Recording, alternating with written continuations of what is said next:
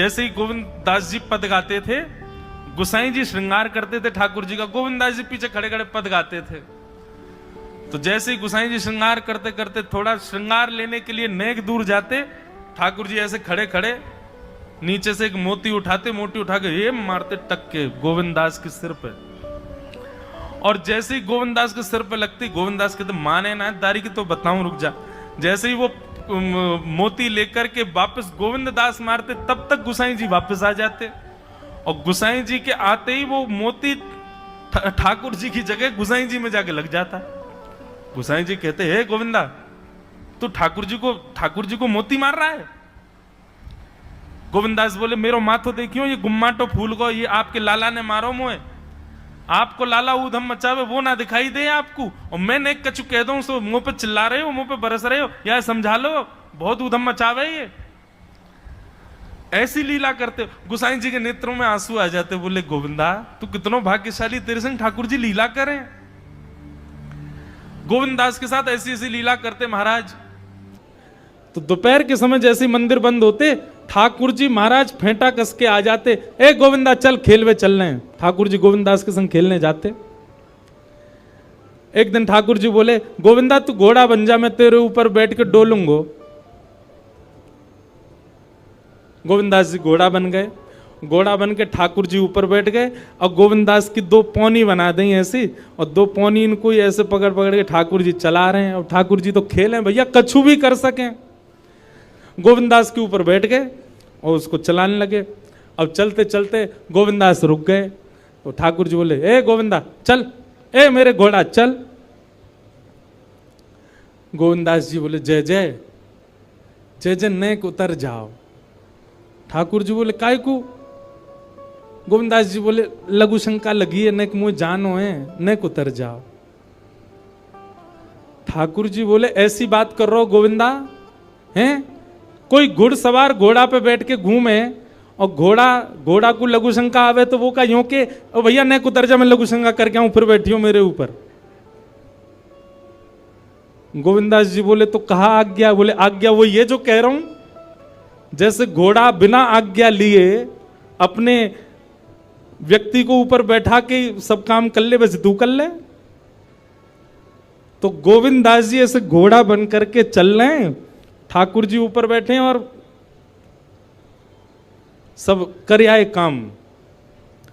अब इतने में ही कोई व्यक्ति वहां से जा रहा था।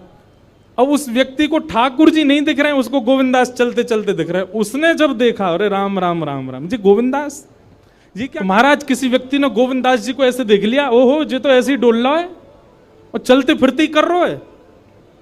गोसाई जी से जाकर के शिकायत कर दी और गोसाई जी से कही, बोले गोसाई जी आपने गोविंदास को बहुत सिर पर चढ़ा लिया आज। अरे भाई खड़े होके लघु शंका करना भी मना है शास्त्रों में, वो तो ऐसे बैठ करके चलते चलते कर रहा था, वस्त्रों में ही कर रहा था, इतना अपवित्र, और आप उसको मंदिर की सेवा देते हो। गोसाई जी को सुन करके अच्छा नहीं लगा। शाम को स्नान आदि करके दूसरे वस्त्र पहन करके गोविंदास आए। आकर के आपने गोसाई जी को प्रणाम किया तो गोसाई जी ने मुंह फेर लिया। तो गोविंदास बोले जय जय, आप नाराज हो हमसे? गोसाई जी बोले आप आचार विचार सब भूल चुके हैं अपना। आप इस प्रकार से आज कुछ कर रहे थे, मुझे लोगों ने बताया आकर के। गोविंदास जी बोले आपकी बात है जाए तो मैं बोलूं? बोला हाँ बोलो। बोले मोते मत कहो, अपने लाला को समझाओ। जय हट करके बैठे, जय जिद करे, कहा करूं, कहां तक समझाऊं जाकू मैं? आज मुंह को घोड़ा बना लियो और घोड़ा बना के मेरे दो पौनी बना के ऐसे ऐसे चला रहे मुँह। तब मैंने इनसे कहीं जय जय उतर जाओ, मैंने एक लघु शंका कर आऊं, स्नान कर आऊं, फिर बैठ जाइयो। तो मुझे बोले घोड़ा कभी आज्ञा ले, तू तो मेरा घोड़ा है, ऐसी कर ले। इनकी आज्ञा सो मैंने कियो, मैंने अपनी इच्छा सो नहीं कियो। नहीं मैं क्यों करूंगा ऐसा? गोविंदास जी की बात सुनकर के गोसाई विठलनाथ जी इतने भावुक हो गए, इतने भावुक हो गए। उस दिन गोसाई जी ने नियम बना दिया, सबको बोल दिया, बोले सुनो आज के बाद गोविंदास कुछ भी करे इसकी शिकायत हमसे मत करना। क्यों? गोविंदास अपनी इच्छा से कुछ नहीं करता, जय जय कराते हैं उससे, ठाकुर जी कराते हैं उससे। एक बार ठाकुर जी गोविंदास से बोले ए गोविंदा। बोले हाँ, मेरो दाल बाटी खावे को मन हेरो है, तो दाल बाटी चूरमा। ठाकुर जी बोले ए गोविंदा, ऐसे ही बोलते थे, बोले मोए दाल बाटी खानी है। गोविंदास बोले 56 भोग बनते हैं रसोई में, अपरस में मुंह पे पट्टी बांध करके महाराज रसोईया बनाता है। अपरस में यमुना जी का जल आता है वहां से, वृंदावन से, उसके जल में सुंदर प्रसादी बनती है। इतने सुंदर शुद्ध भोजन को छोड़ के यूं कह रहे दाल बाटी खानी है। ठीक है, मैं आज बोल दूंगा रसोई घर में बनवा देता हूं। बोले ना, रसोई की ना खानी तो। बोले तेरी कदम खंडी में आऊंगा। गोविंदास जी जहां बैठ करके भजन चिंतन करते थे, मंदिर से थोड़ा दूर था, सुंदर वन था गिरिराज जी में। बोले मां आऊंगो और वहीं पे तू कंडा, वही गोबरी कंडा में बना, और कंडा में बना के तैयार कर, मैं आऊंगा वहीं खाऊंगा।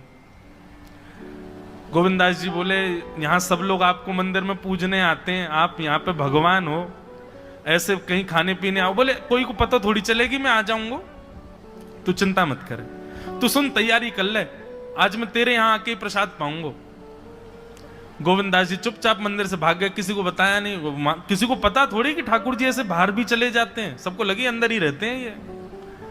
गोविंदास जी दौड़ करके गए, बढ़िया कंडा में बढ़िया उपले उपले लगा करके महाराज बाटी बनाई, दाल चढ़ा दी, सुंदर। ठाकुर जी आएंगे पाने।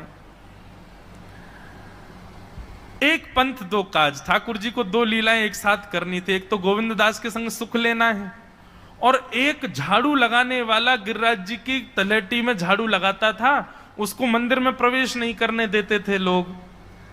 तो वो बेचारा बाहर खड़ा खड़ा ही दर्शनार्थियों से पूछता था कि ठाकुर जी दिख कैसे रहे हैं, मुझे ये बता दो। दर्शनार्थी आकर के बताते थे नीली ठाकुर जी ने बाघा पहना है, गले में मोतियों की माला है, मकराकृत कुंडल है, ऐसा टिपारा ठाकुर जी के सिर पर रखा है, और ऐसा ठाकुर जी का श्रृंगार है। तो वो बाहर खड़ा खड़ा नेत्र बंद करके सुन सुन करके ही अपने चित्त में एक झांकी बना लेता था, और मन में सोचता था ऐसे दिख रहे होंगे ठाकुर जी। पर रोज प्रार्थना करता था, नाथ मुझे लगता है इस जन्म में तो आप मुझे कभी नहीं दिखोगे, भगवान इस जन्म में तो मैं आपके योग्य नहीं हूं, पर मेरे पर बस इतनी कृपा कर दो कि अगला जन्म मुझे दीजिएगा, तो कुछ नहीं तो चेंटी बना देना, तो चेंटी बन करके मैं आपके 56 भोग में ही आ जाऊंगा, भीतर आके आपका दर्शन कर लूंगा, लेकिन मुझ पर अनुग्रह कर देना। ठाकुर जी उसके इस भाव से इतने रीझ गए। गोविंद दास को बोला था कि दाल बाटी खाने आएंगे, अब मंदिर बंद करके सब तो चले गए वहां से, सब लोग भोजनालय में भोजन प्रसाद पाने लगे। ठाकुर जी मंदिर से निकले अचक करके बाहर, गिरिराज पर्वत के ऊपर विराजते थे। जैसे ही बाहर निकल करके आए तो गिरिराज पर्वत के नीचे ही वही झाड़ू लगाने वाला उन नेत्रों से आंसू बह रहे थे। ठाकुर जी का चिंतन कर रहा था, आज ठाकुर जी ऐसे दिख रहे हैं, सिर पर चांदी का मुकुट पहना है, ठाकुर जी ने आज गुलाब का इत्र लगाया है, ठाकुर जी के ऐसे ऐसे मकराकृत ठाकुर जी के कटाक्ष, वो सब चिंतन कर रहा था। ठाकुर जी नीचे उतर करके जाने लगे, इतने में ही ठाकुर जी ने लीला करी और जोर जोर से ठाकुर जी चिल्लाने लगे, अरे जल्दी ते आइयो, देखियो मेरे पाम में कांटो लग गयो, अरे जल्दी ते कोई आओ या कांटे को निकारो, मुझको तो बहुत दर्द है रहा है, अरे भैया जल्दी आओ जल्दी आओ। अब ये स्वर जैसे ही सुना उस झाड़ू लगाने वाले ने, उसके नेत्र खुल गए। उसने देखा, बोले कि ये स्वर कहां से आ रहा है। उसने जैसे ही नेत्र उठा करके ऊपर देखा, तियों की माला पहनी है, मकराकृत कुंडल पहना है, चांदी का मुकुट चमक रहा है मस्तिष्क पर, ठाकुर जी के केश घुंघराले लहरा रहे हैं, और ठाकुर जी अपनो एक पाम हाथ में पकड़ करके और एक पैर पर लंगड़ी जैसे खेलते हैं, ऐसे ठाकुर जी कूद रहे हैं यहां से वहां। नीचे से झाड़ू लगाने वाले लिखे, अरे ऐसा पुरुष तो मैंने जीवन में कभी नहीं देखा, ये कैसा पुरुष है। नीचे से ही ठाकुर जी को देखने लगा। अब स्वरूप उसको पता था, तो उसने कही ये जरूर ठाकुर जी होंगे, वहीं से प्रणाम करें। ठाकुर जी बोले प्रणाम कर रहा हूं, दारी के जल्दी ऊपर आ, कांटो लगो मेरे पाम में, या को निकार।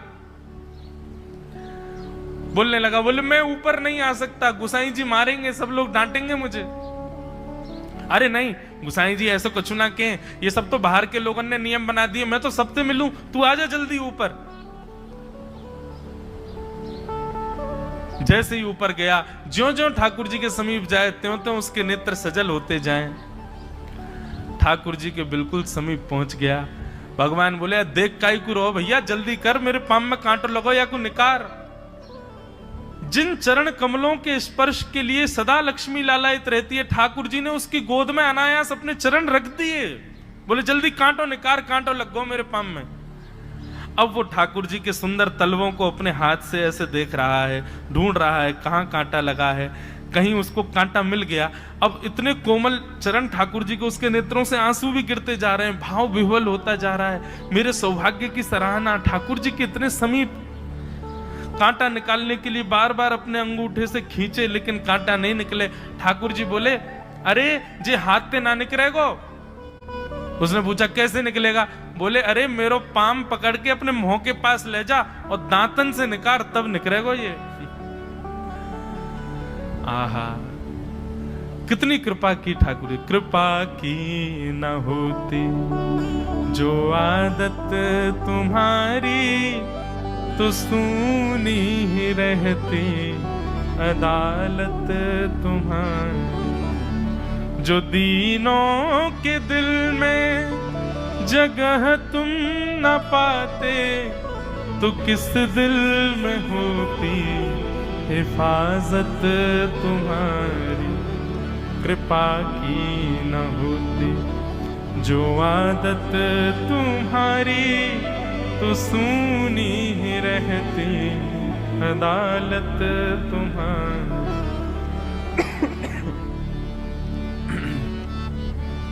कितनी कृपा। उसने कांटा निकाला मुख से। ठाकुर जी बोले अब चल, मुंह से चलो ना जा रहा। गोविंद दास ने अपनी कदम खंडी में दाल बाटी बनाई है, मुंह ले चल वहां पे। बोला कैसे लेके चलूं? बोले तेरे कंधान पे बैठ जाऊंगा मैं। और ठाकुर जी ने अपने दोनों पांव ऐसे लटका लिए उसके यहाँ पे, और सिर पकड़ करके उसके ऊपर ही बैठ गए। बोले चल ले चल मुंह को। वो तो महाराज बेहोशी सी हो रही है, उसको विश्वास ही नहीं हो रहा ठाकुर जी मेरे संग इतनी बड़ी लीला कर रहे हैं। गोविंद दास की कदम खंडी में पहुंचने से पहले उस बालक ने ठाकुर जी के, ठाकुर जी गोविंद दास जी मुझे बहुत मारेंगे, अगर उनको पता चल गई मैंने आपको छू लिया है तो मुझे बहुत डांटेंगे। आप एक काम करो, अब यहां से आप पैदल चले जाओ, मैं यहीं खड़ा हूं। ठाकुर जी बोले यहीं खड़ो रही हो, तेरे काजी दाल बाटी लेके आऊंगा मैं। ठाकुर जी पहुंच गए गोविंद दास के पास। आहा, जो ठाकुर जी अचल दिखते हैं सबको मंदिर में, वो सचल दिखते हैं गोविंद दास को। कितनी बड़ी कृपा। गोविंद दास के यहाँ ठाकुर जी पहुंच गए, और पहुंच करके ठाकुर जी बोले चल गोविंदा जल्दी खवा, मुझको तो बहुत जोर की भूख लगी है। गोविंद दास बोले हाँ हाँ बिराजो। सुंदर व्यवस्था कर दी। ठाकुर जी बैठ गए, और बैठ करके सामने पत्तल पर महाराज बाटी रखी, दाल रखी, चूरमा रखी, चटनी रखी, सब बढ़िया सुंदर सजा दी। अब ठाकुर जी पा रहे हैं, प्रेम से पाते जा रहे हैं, और पाते पाते बीच में कहे और ला, और जल्दी ला, जल्दी ला, भूख लग रही है मुझको। गोविंद दास बोले पहले इनको तो खाए लो। अरे ना है तू जाने ना है मंदिर में मेरो भूख कैसे लगे? थाली में 2 रोटी और ये सब्जी, इनते मेरो पेट थोड़ी भरे। मेरे सामने तो सबरी सामग्री धर दो, मेरो जो मन होगा मैं उठा उठा के पाए तो जाऊंगा। अरे गोविंदा जल्दी जल्दी लेके आ। अब गोविंद दास जी पीछे मुड़ करके बढ़िया सुंदर बाटी वाटी सेके। इतने में ठाकुर जी क्या करें, एक बाटी तो खा जाएं और दूसरी बाटी उठा के अपनी जेब में धरते जाएं। वो संग आयो वाके काजी लेके जानी है। अब तुम्हारा ठाकुर जी खाते जाएं, भरते जाएं, खाते जाएं, भरते जाएं। गोविंद दास बोलो ठाकुर जी ये तो मैं मानूं कि आपकी खुराक बहुत है, पर इतनी ज्यादा है ये मुझको विश्वास नहीं है रो है। क्यों हैं? 56 बाटी खा गए हो अब तक आप? अरे कोई तुक ना है, पेट है कि समुद्र है, कुआ है, कहा है आपको? ठाकुर जी बोले अच्छा दारी के ऐसे बोले, चलो जाऊंगा मैं। अरे नहीं नहीं जय जय आप तो पाओ। ठाकुर जी तो जेब में भरते जा रहे थे। अब ठाकुर जी का पेट भर गया। ठाकुर जी बोले चल भैया गोविंदा अब पेट भर गयो, नेक देर हम एक पेड़ के नीचे बैठ के नेक सुस्ताए लें, फिर बाकी बाद मंदिर में जाएंगे। 4 बजे मंदिर खुल जाएगा दर्शन देने। जैसे ही ठाकुर जी खड़े भये महाराज, सोई उनकी पीतांबरी फैल गई। पीतांबरी फैली। गोविंदास बोले जय जय, ये बाटी खाए के आप इतनी जल्दी मोटे कैसे है गए? ये पेट आपको है तो सही, लेकिन ये इतना चौड़ो कैसे है? और पेट कोई खावे तो वो आगे की तरफ निकले, ये कोने में कैसे निकल रहा है? ये दोनों तरफ पेट बाहर कैसे आ रहा है आपको? ठाकुर जी बोले ना कछु ना कछु, नहीं नहीं नहीं दिखाओ। अब तो महाराज गोविंदास ने पकड़ के जैसे ही पकड़े तो अंदर से बाटी निकल आई। जे बाटी कौन के काजे भर के ले जा रहे हो? सही सही बताइयो लाला, कौन के काजे? कोई और सखा बना लियो तुमने मेरे अलावा? गोविंदास जी बाहर गए, बाहर जाकर के देखा तो एक वृक्ष के पीछे वो झाड़ू लगाने वाला बैठा था। अच्छा, तो अब जे आपको सखा बन गए, जे आपको मित्र है गयो, या के काजे बाटी भर के ला रहे हो? ठाकुर जी के अच्छा, अरे भैया ठीक है, अब तू सबंत कह मत दियो कि मैं या के संग आयो, या के संग खेलूं। अरे बेचारो बड़ो प्रेम करे मोते, ये भूखो बेचारो, मैंने सोची या के काजे बाटी ले चलूं। गोविंददास जी के चित्त में एक क्षण के लिए तो ये भाव आ रहा है कि ठाकुर जी कितने प्रेमी हैं, लेकिन बाहर से कैसा दिखा रहे हैं?